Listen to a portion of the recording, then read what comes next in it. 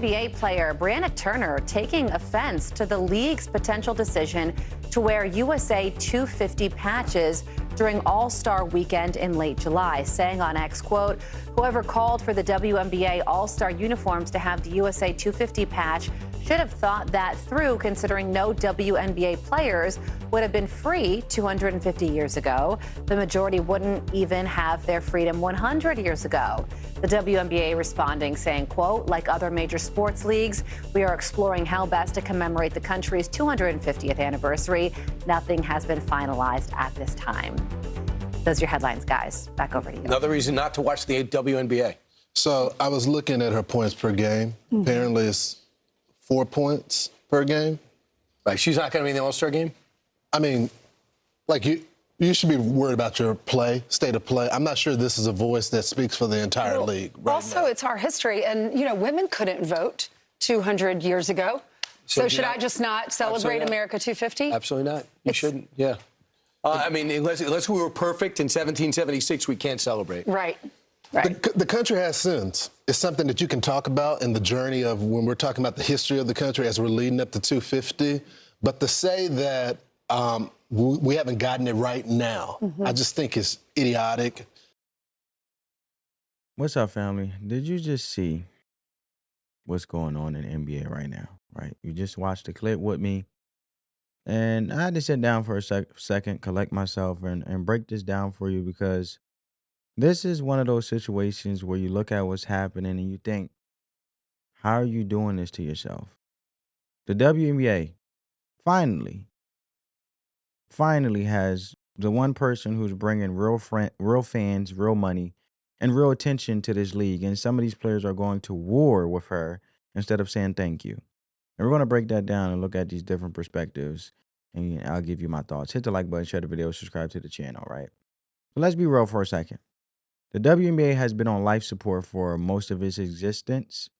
And anybody who follows sports knows that. The league has been surviving off the NBA's backing for years. Not off his own revenue, not off packed arenas, not off jersey sales going through the roof. The NBA has been keeping this thing alive because without that support, the league probably doesn't make it. Now here comes Caitlin Clark. She walks into the WNBA and does something that nobody in this league has ever done. She fills arenas, she spikes TV ratings, she sells jerseys, and she brings in fans who never watched a single WNBA game in their life before she showed up. People who didn't even know the team names. Myself, I found guilty of that.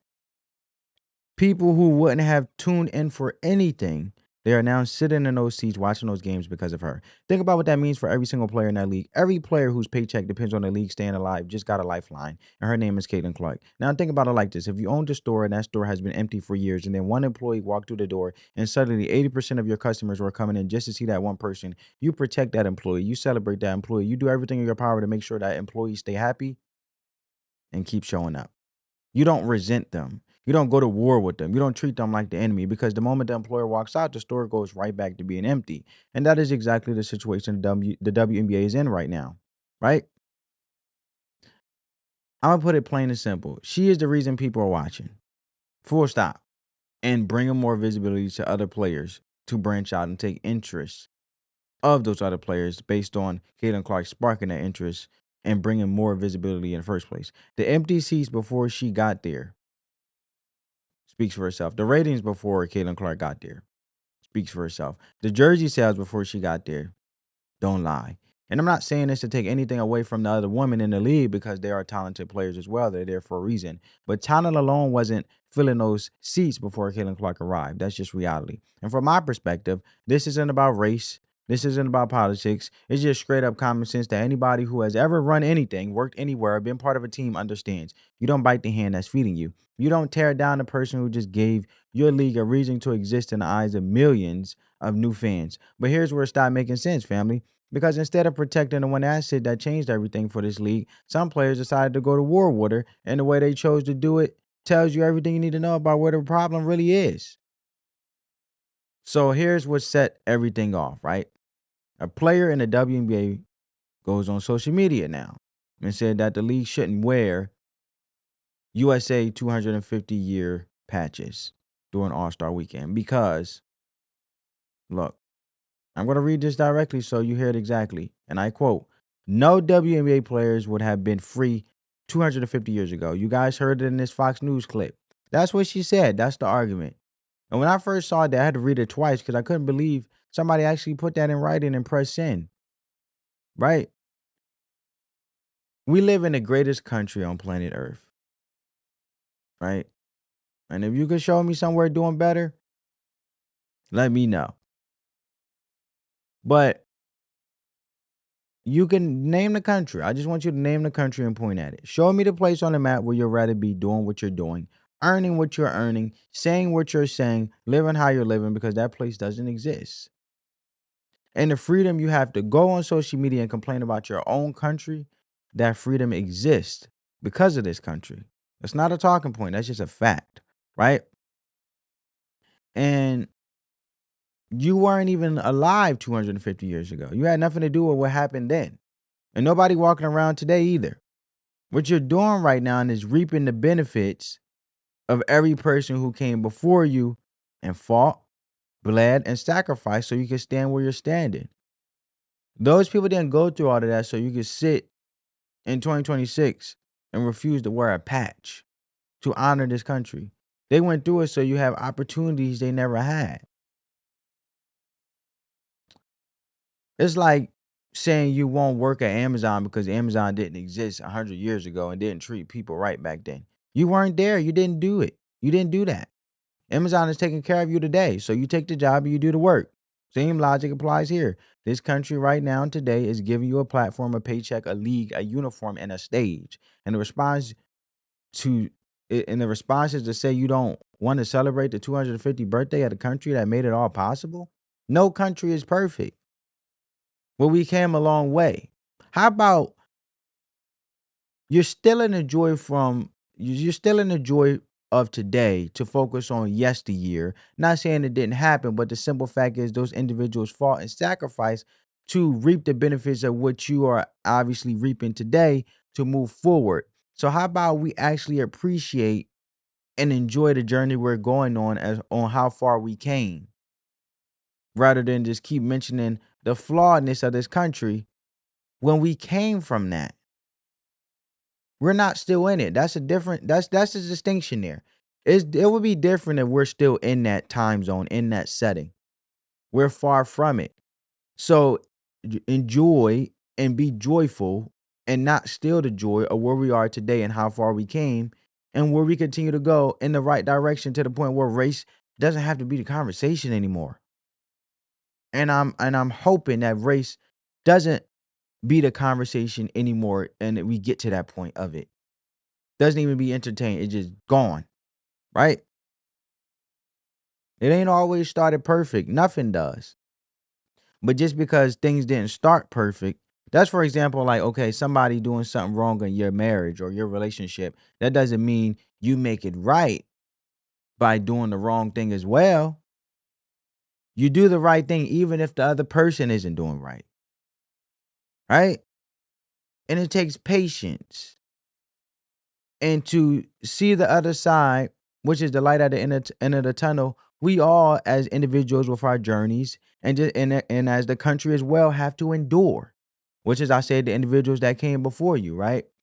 And that's the problem I come to. I'm a 27-year-old man, but that's the problem I have came to see in this modernized current age. And I'm speaking like I'm older. I mean, I guess because I have an old soul. But even in the relationships, nobody want to endure. Once somebody don't get what they want, then they want to just jump ship.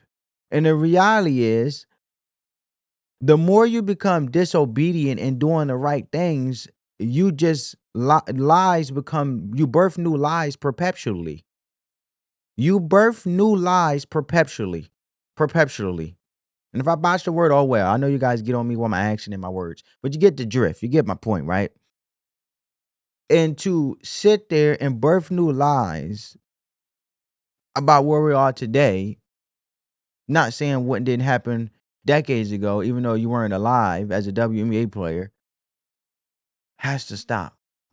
We have to keep doing the right thing by doing what those sacrificed for, by continuing to and not entertain racism and fuel it and be divisive, but spread more unity as for the individuals that sacrifice to reap the benefits you reap today in the name of unity, right? It's the striving towards something better that matters. And this country has done more of that striving than anywhere else on the earth. There's nowhere in the world where you can come in with nothing and build something real. There's nowhere else where you can get to be this free and this vocal and still collect the benefits you collect here. As a WNBA player saying this stuff, what's her name right here? Breonna Turner. Breonna Turner. And I watched some of her game. Need to get more aggressive with that height on the blocks. How about that? Right?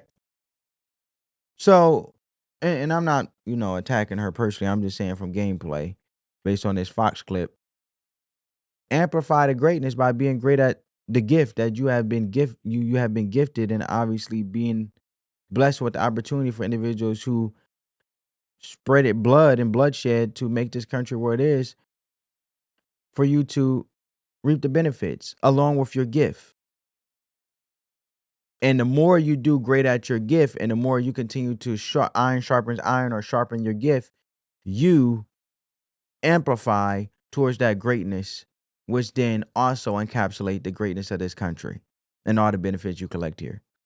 So where you're in a league that exists because of this country, wearing a uniform that exists because of this country, cashing a check that exists because of this country, and your response is a social media post about a patch, people are going to have questions. Here's the part that really gets me. The players saying all of this is averaging 4 points. A lot of individuals are saying 4 points a game. Let that sink in. That is the stat line of the person who decided she was going to be the loudest voice in the building about what this league should and shouldn't do. Right? That's like a quarterback on the practice squad trying to be the face of the NFL. You're not even active on the roster. But either way, even if she was the face of the WNBA, it's still disrespectful. Even though Caitlin Clark is the face of the WNBA, which a lot of people agreeably so agree. Right? But just for the sake of my example, a quarterback on the practice squad trying to be the face of the NFL, you're not even on the active roster, bro. You can't throw a touchdown in practice and you want to talk about what the league stands for. But let alone the disrespect of the country, of this country, right? See, I learned, family, that a lot of people don't understand the blessings or understand how grateful they should be in the state or where they are until someone that is fighting to come here from another country that sees the more blessing of what you are, or where you are, than you. That's the crazy part. They see the blessing of United States of America and appreciate it more than you.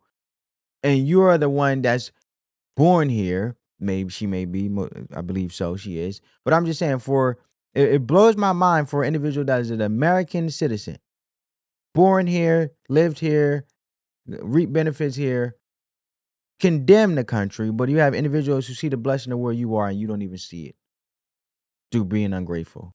And that's the energy we're dealing with. Look, I'm not coming here to tear anybody down personally. But if you're going to step up and make public statements that affect the whole league, your performance, and all of that, it's just the truth, man. Think about it from a workplace perspective. If the person who barely meets their numbers is the one who keep calling meetings and setting the tone for the whole company, everybody in that building is going to look around and go, wait, who made you the voice of this thing? Because credibility doesn't come from being the loudest. It comes from producing, is my whole point. And when the production isn't there, people stop taking you seriously, and rightfully so. So, look, this is what it is, right?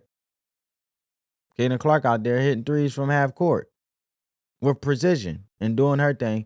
And I learned a lot of times, just growing up from loved ones, sometimes the best thing to say is not is the best. Sometimes the best things to do is not say nothing at all. If it's not making things better, don't say nothing at all. That's where I'm coming from. But Caitlin Clark put in the work. She developed the skill.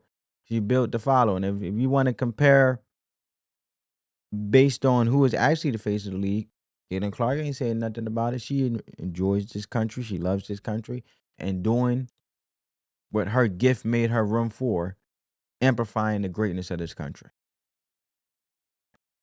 What I learned is God actually value a woman who is meek and calm, not loud, not nagging, etc. And for those who are not Christians, basically a woman who is loud, nags, complains, opens the door for confusion and chaos and drama, right? So that's what I want to say, right?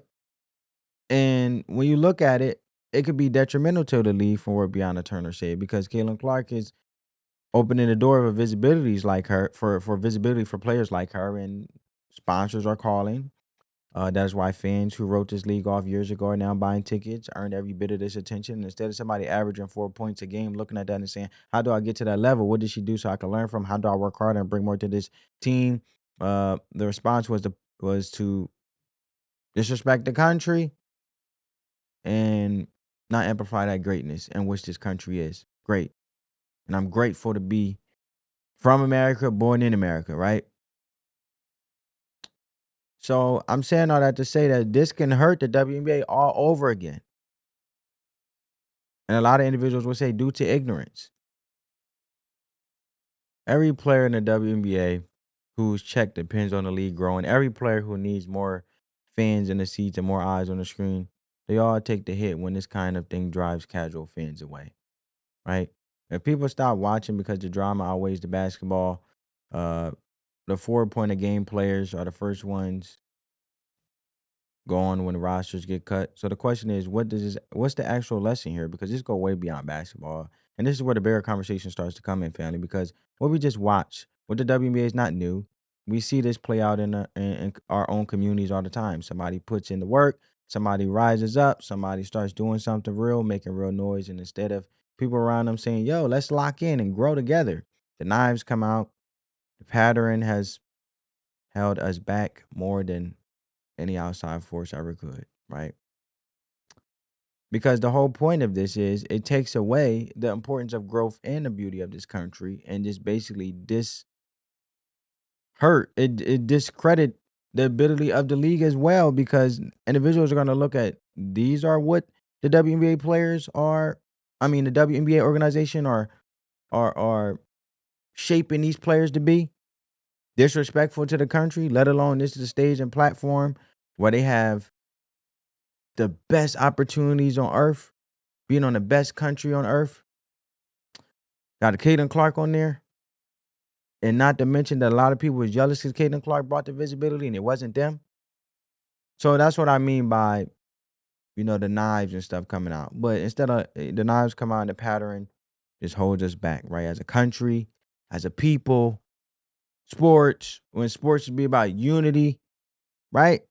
And it seems like now sports being about unity, it seems like politicians or politics is finding a way to attack sports to break the unity more. Some people are coming off to really feel, right? Like, oh, politicians are attacking sports now. That's the only thing we have with unity. It's like, where can unity survive to continue this country to go great and be great and actually be on the right side of history and continue to pass policies that's for the best interest of the people and not enriching the politician, right? This country started rough. Nobody is standing here pretending it didn't. The things that happened to ancestors and things were real. They were painful. I'm not dismissing none of that, but those people who went through the fire didn't go through it so we could see in 2026 throwing away opportunities that they bled to make possible for all of us as a country. That's not honoring the struggle. That's wasting it. And I think one of the most important points of this whole conversation is learn your history, but learn all from it, not just the parts that keep you angry. Because the half-told story leads to the half-baked decisions. And when you only carry the pain without carrying the full picture, you end up making moves that hurt you more than they hurt anybody else. Right? Going to college, playing ball alongside teammates, people who aren't alive for any of the things that you enjoy now. Right? And it happened before before Breonna Turner was born 250 years ago, right? So I'm going to leave it there. And I just want to say, family, with this whole thing, with this patch situation, And now the whole league is dealing with the fallout when they should have been riding the wave that Caitlin Clark built for everybody. Proverbs chapter 14, verse 23 says, all hard work brings a profit, but mere talk leads only to poverty. And I'm not going to say anything else after that because that verse says it better than I ever could. The work is what got Clark there, and the talk is what's costing everybody else, it seems as though, right? Let me know what you guys think in the comments below. I'm going to leave it there. On that note, family, peace.